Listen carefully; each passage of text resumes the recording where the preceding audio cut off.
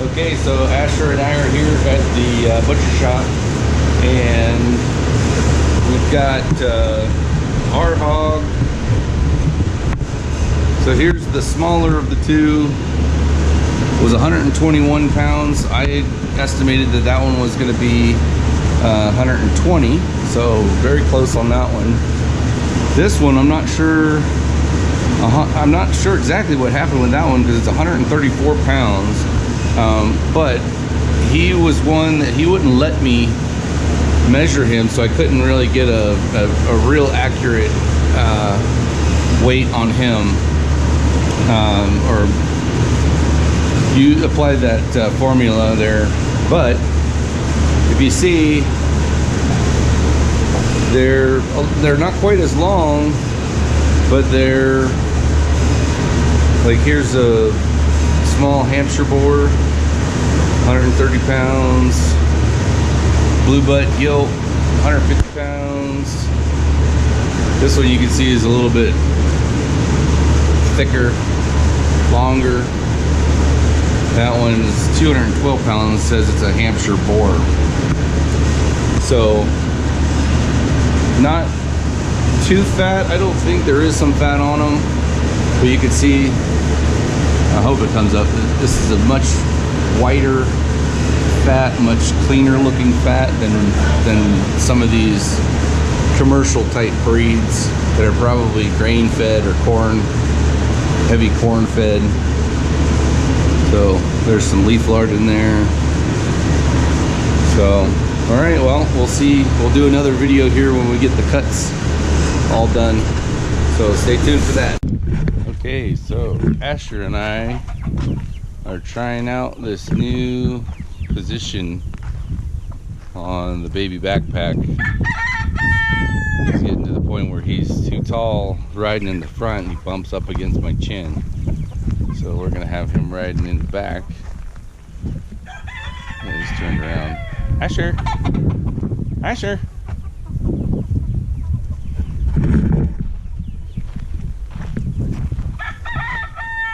Hey, Bubba. Hi. Too bright.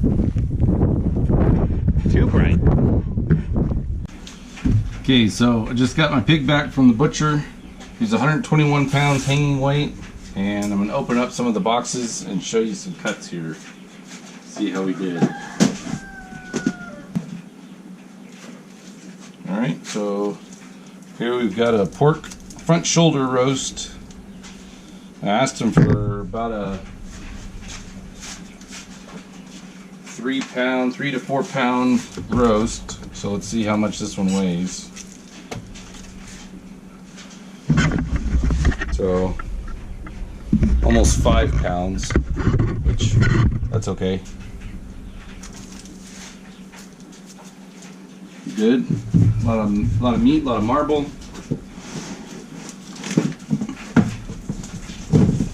There's another pork roast.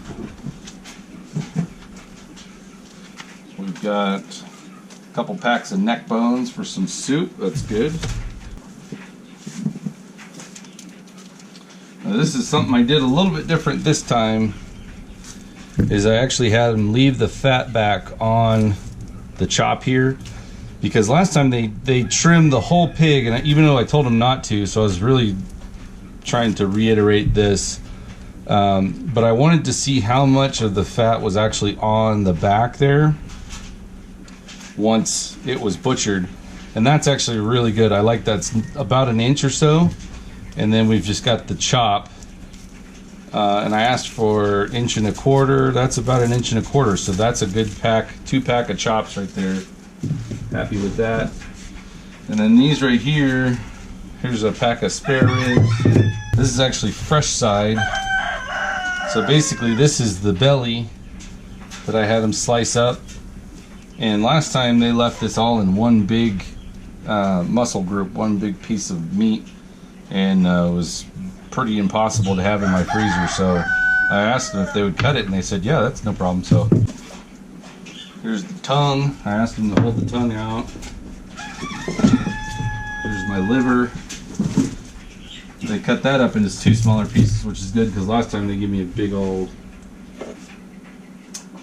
Big old bag of liver, which is probably towards the rear, I'm guessing, of the animal. And then the bigger packs of chops, like this one right here, might be towards the front. I'm not sure. I'm not up on the animal anatomy to tell you exactly where all the cuts come from. That's box number 2. This one should be the fat.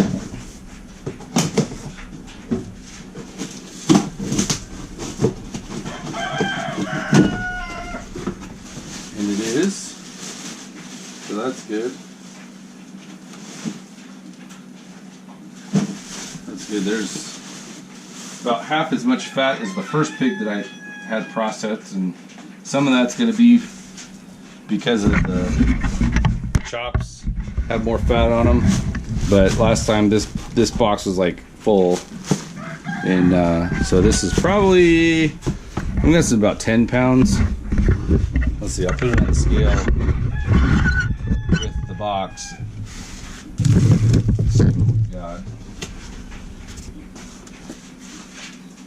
So with the box, that's 13.3 pounds. So we'll call it 13 pounds of fat on that. Here's the big boy. This is all the ground meat. So because I butchered this pig before my other pig was even done, I kind of did more select meats and a little bit specialized. Now, one thing I'm seeing is they did not give me, unless it's in this bag or in this box, they didn't give me my leg bones back, so that's a bummer. They should have. I asked for them. So let's see how many packs of, and this is just ground pork. Now, the first time I went with this particular butcher, they did an Italian sausage blend, and it wasn't really anything special. It wasn't bad, it just wasn't anything special. So I opted not to do any Italian sausage in this round, and partly because it's $2 extra per pound for them to do that, and I can season it for way less than that, and I can change it to whatever I want, and I probably would be changing whatever they made anyway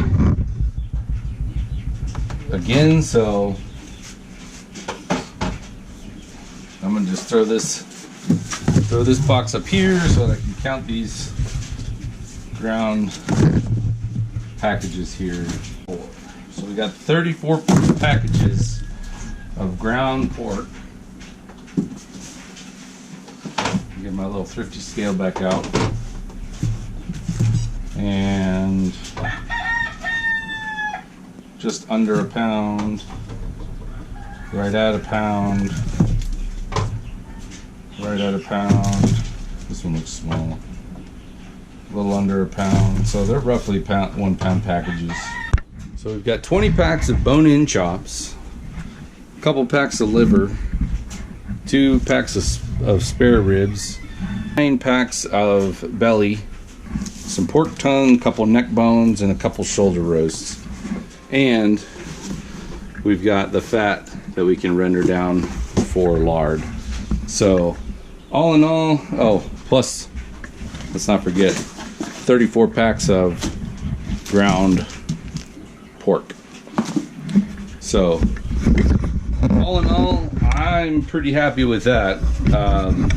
I would say after the first pig that we did, because I did a really broad range of cuts, and I had them do a ham. This time, the way that they charged for their ham, I really didn't see that it was worth it. And part of that's because they charge a flat rate for the curing, and it's $15 per piece. So the same reason why I didn't do the belly the first time is, as soon as you do that, it brings up your per pound processing charge like way high. you're looking at like another $2 to $3 per pound processing for that particular cut. So I opted not to do that. But this time, and I still have some cuts of that pork. So I think I've got a rear ham, I've got neck bones, I've got some chops, another pack of neck bones, we've got shoulder steaks. That was the one thing, the shoulder steaks, the jowl, and the shanks or ham hocks, and those were not smoked, again, same reason. So I opted to go with more familiar or more frequently used cuts with this second animal, and also, like I said, getting the belly sliced up like that instead of just having the whole piece. Let me grab one of those actually so you can see what they left me with the first time.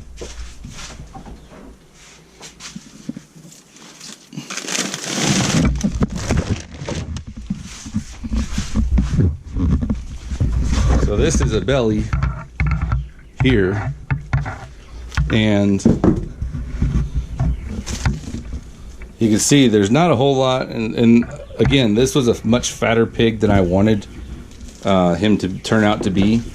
So there's a little bit more meat to the fat ratio in this one, but this is not a really bacon oriented breed.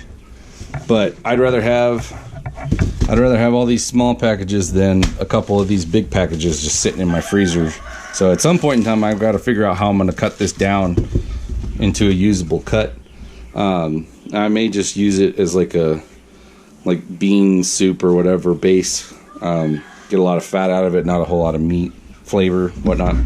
But anyway, so I hope you've enjoyed this. This is part 2, after it's gone to the butcher, for the American Guinea Hog.